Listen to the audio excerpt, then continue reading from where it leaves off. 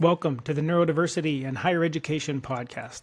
I'm your host, Ryan Palm, the Executive Director of the McGarry Center for Neurodiversity at Mercyhurst University in Erie, PA.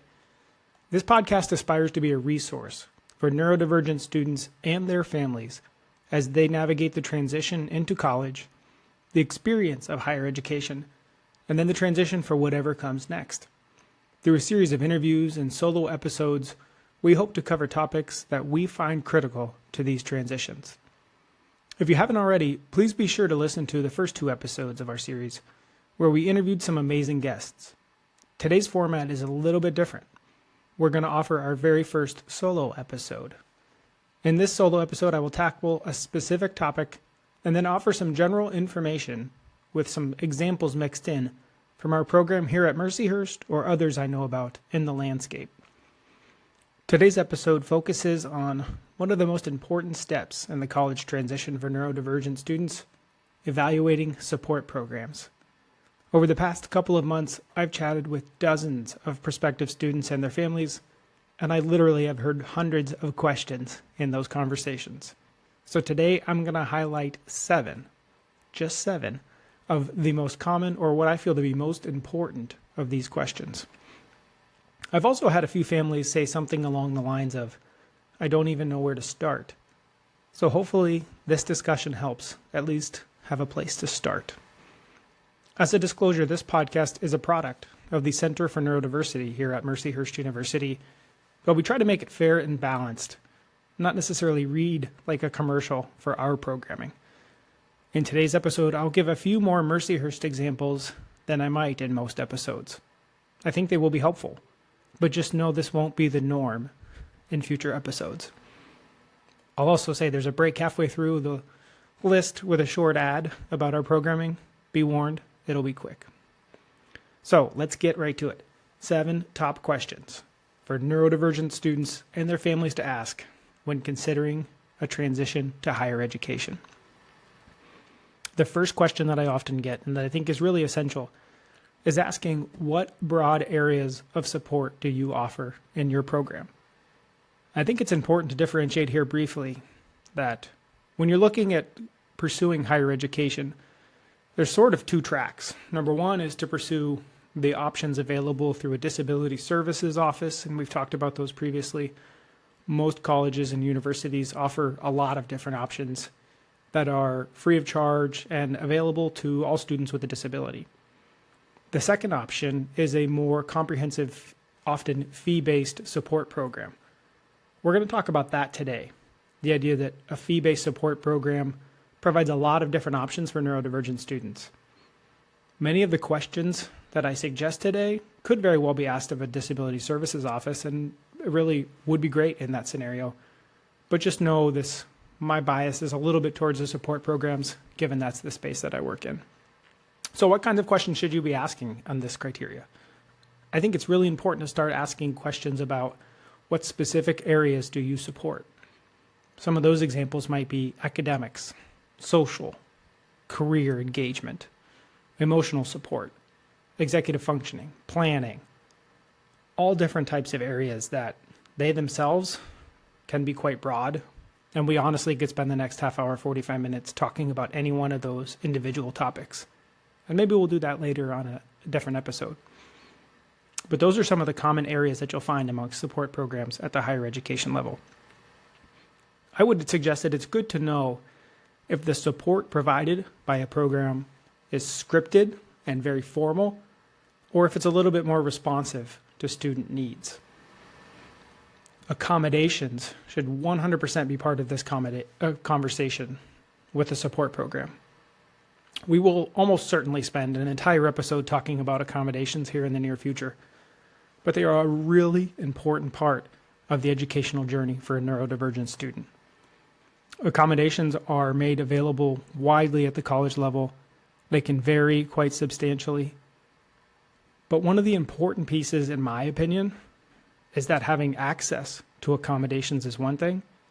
Using properly those accommodations is an entirely different factor. Many disability services offices will enable an accommodation for a student, but it's almost always up to the student themselves to utilize that accommodation. To give you a simple example, a student may be able to get extended test time from a disability services office. And that disability services office may well notify their calculus professor that Peter has double time for an exam. But it's really on Peter to work on scheduling that time for the exam, to see if he needs to take it out of class in a testing center or a similar situation. The disability services office often does not have the bandwidth or the capacity to individually track every student in their portfolio to make sure they're all using accommodations the way they should. Many support programs that we've talked about may have that capacity, may have that ability and interest and willingness to help support a student and make sure that they're taking full advantage of the accommodations that they so rightly deserve. Again, this is complicated and we'll talk about it more in detail on a later date.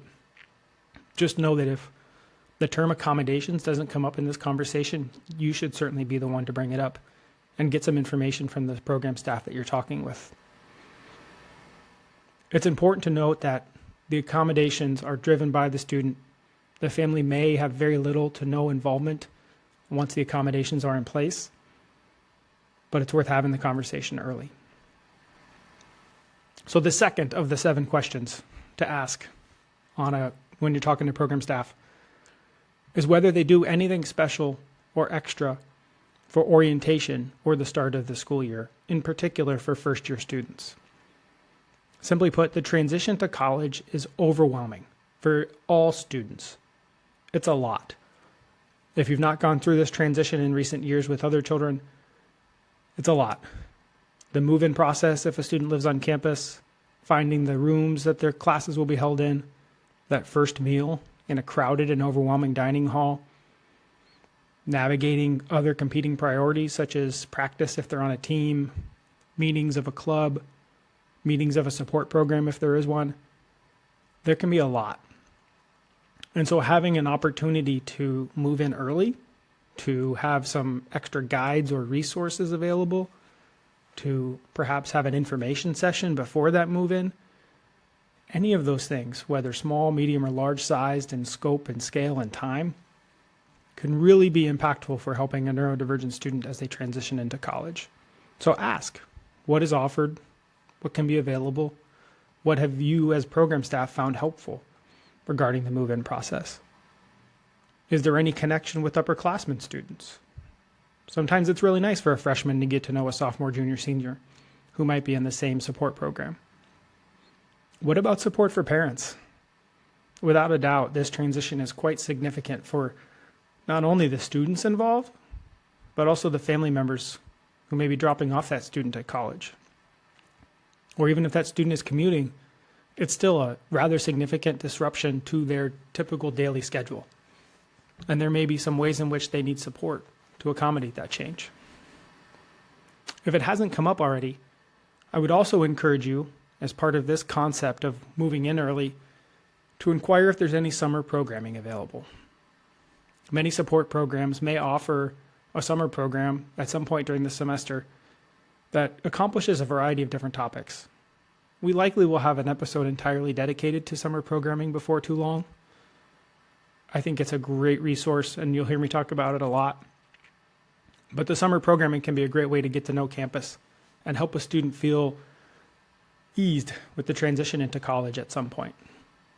For example, at Mercyhurst, we have a program we call Create that's held for 3 weeks in July, a couple weeks before the start of school, where students take a college class, but they live in the residence hall. They get to know the dining hall. They get to tour campus. We'll have meetings in lots of different locations on campus, so students get to know that. They'll get to know our program staff. They'll get to know the kind cashiers at the dining hall that check in students. All of that can help ease in that transition, that period of overwhelm that comes with the first couple weeks of classes. We don't want students to fall behind academically. We want them to get engaged socially. The more comfortable they feel in those first few days and weeks, the more likely those objectives are to be met. The third question that I think is so critically valuable for students and their families to ask when looking at prospective support programs: is there any specialized housing available? This is a big one. Many neurodivergent students, when they go to college, will live on a campus. Not all, but many. And for most, this might be the first time that they spend any significant time away from their families. Some students may have participated in a summer program. Some maybe even spent a semester or a year at a boarding school away from home. And including those students, it's a major transition to go live somewhere else, potentially with a stranger that you've never met before, sleep in a bed that you've never had before, perhaps having to do your own laundry and make your own connections, and lots of fun endeavors on the independent living path. A number of schools, colleges and universities, and support programs offer specialized housing that is distinctive for students in their support program. Again, as an example, here at Mercyhurst, we offer 3 apartment buildings that are only available for students who enroll in the programming offered by our Center for Neurodiversity. Students are not required to live in that housing, but it is an option for them. And it's a little more sensory friendly. Students have their own bedroom. There's some lounge spaces available, etc. And a number of other colleges and universities offer very similar housing setups. It may be a handful of rooms in a residence hall. It may be an entire apartment building. It may be the floor in a particular building. There's a growing number of options that are out there, and we would strongly encourage you to check that out if you haven't already. Next question. Can you tell me about your program staff? How big is it? What type of experience do they have? Do you have a target student to staff ratio? All of these are good questions to get to know the program staff that you're going to be working with as a student. These staffs can vary widely across the many support programs that are out there across higher education. We've talked before, there's something like 150 to 200 different support programs at the higher ed level, and there's probably nearly that many staffing models in place. Many of the programs are anchored by a full-time professional. It may be the director of the program, executive director, all different types of titles. But often there's one person who's in charge. Who works with that person in charge? That's where the variation tends to come. Quite a few programs have multiple professional staff members, meaning there may be a director and then an assistant director and a coordinator or a support personnel, lots of different things. But quite a few programs also utilize graduate students. So they may be graduate assistants, they may be graduate employees, they may be students who are going through clinicals for their social work graduate degree or certification. They may be psychology doctoral students. There's a lot of variety out there, and we see that across the country. Some of these individuals who work as professionals in support programs have higher education backgrounds. Maybe they've worked in the tutoring center, maybe they've worked in residence life, maybe they were a psychology professor. Some of those individuals may have high school experience. They were a teacher in an autistic support classroom, or maybe they came from a school that specializes in students who learn differently. Maybe they have some experience in therapeutic environments. Maybe they were a transition counselor at a secondary program. Maybe they have experience as a psychological professional. Maybe they have had a private practice and transitioned into the higher education level. We see a lot of different backgrounds, and I'm not here to convince you that one background is better suited for another. I personally am a fan of a variety of backgrounds. That's something we promote here at Mercyhurst, and I know many of the programs that we work closely with do as well. Seeing a mix of professional experience and practice can be very valuable in helping to support a group of neurodivergent students. We know that many students in a neurodivergent support program come from a variety of backgrounds, interests, skill levels, support needs. So having a similarly diverse staff of that program can be really valuable. A related topic, though it may not be quite as important, but is something worth asking about, is knowing where does that support program live within the university ecosystem. I found that this varies widely across higher education. Some programs live in the Division of Student Life. That's the case of our program at Mercyhurst.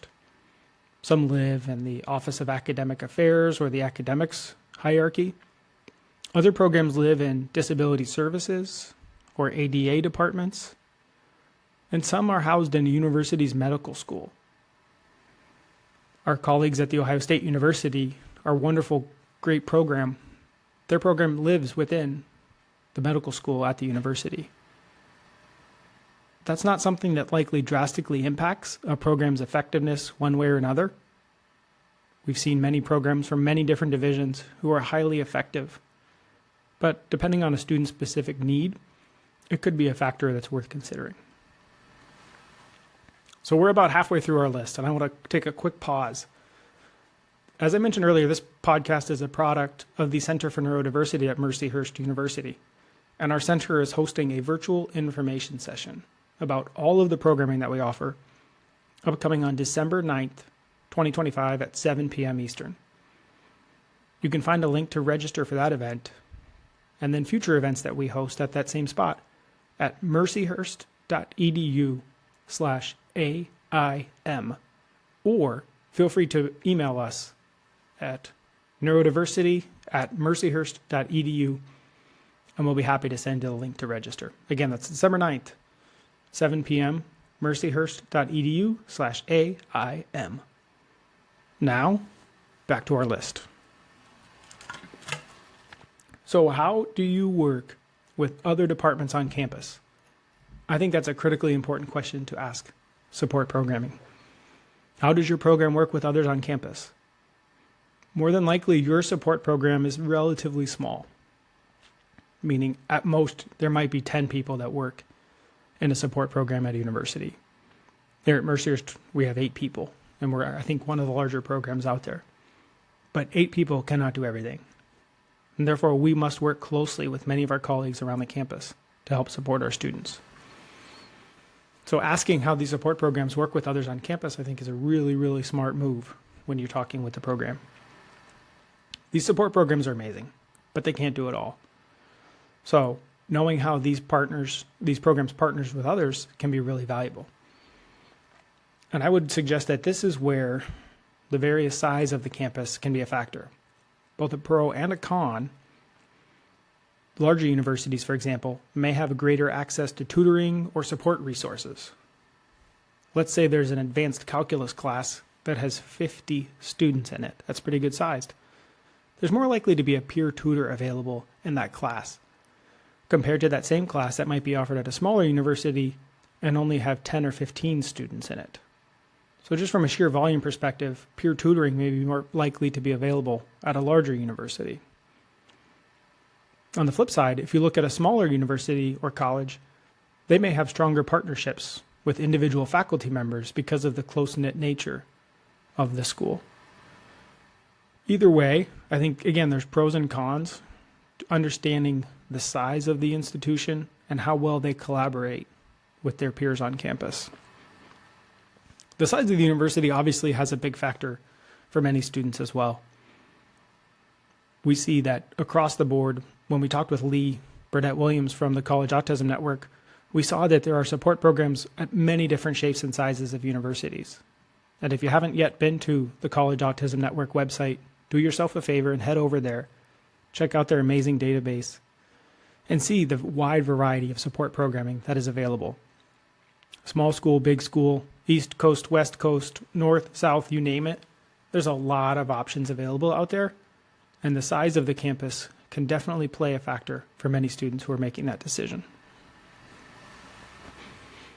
Another question on our list, and quite honestly, this might be one of the most popular questions I'm asked and when I talk with prospective students and their families.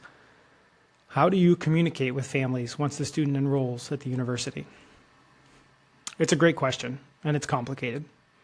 Many programs will have different answers.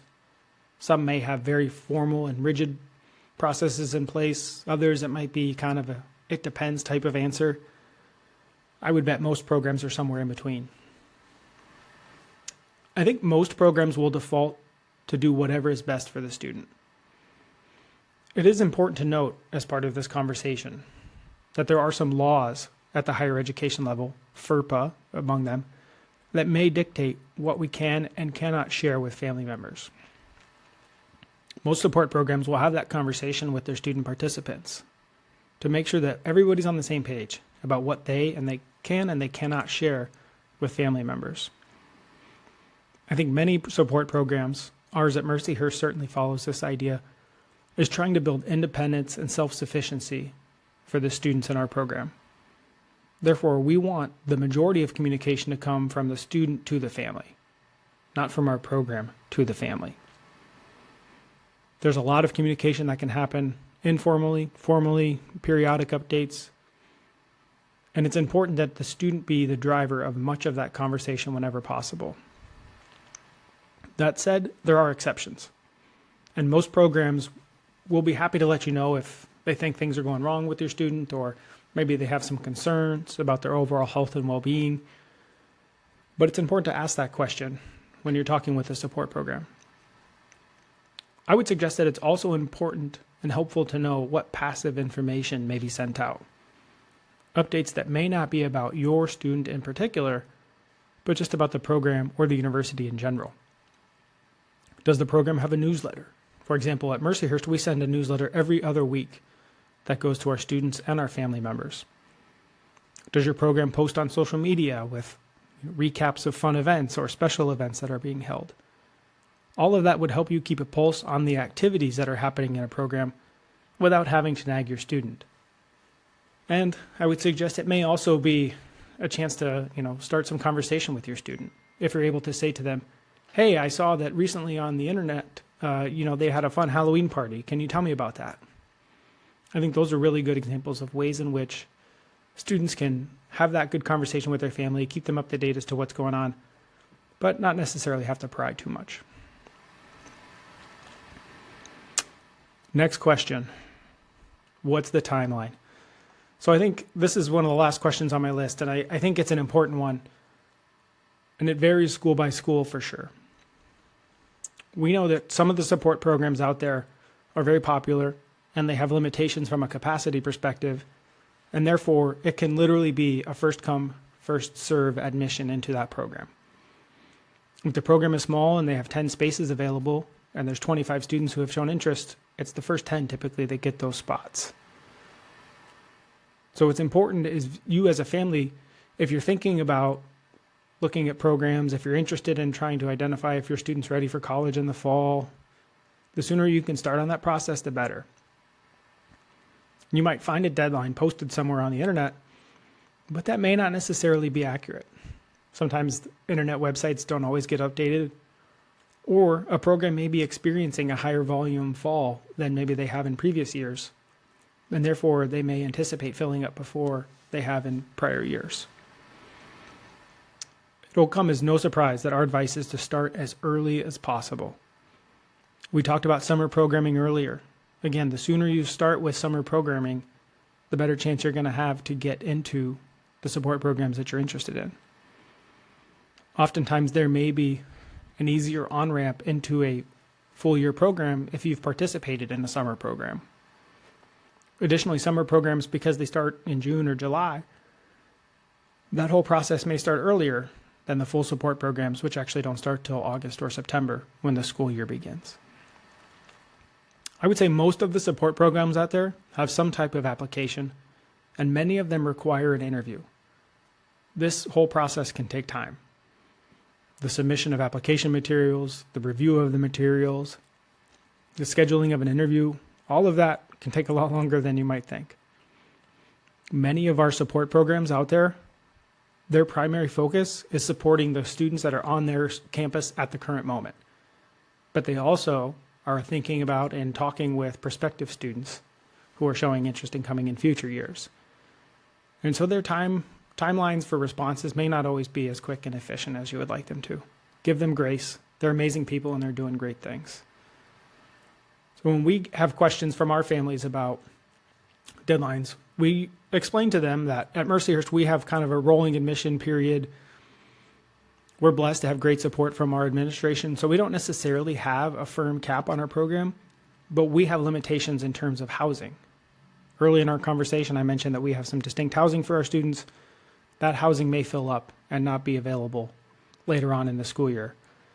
So we communicate that to our families, And you might see that from other programs who may have limitations in terms of housing, who may have limitations in terms of tutoring or different other elements of their program that you may be able to participate in some pieces, but not the other pieces.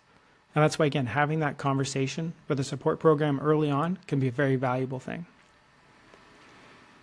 So that was our 7 questions, but I have one bonus question.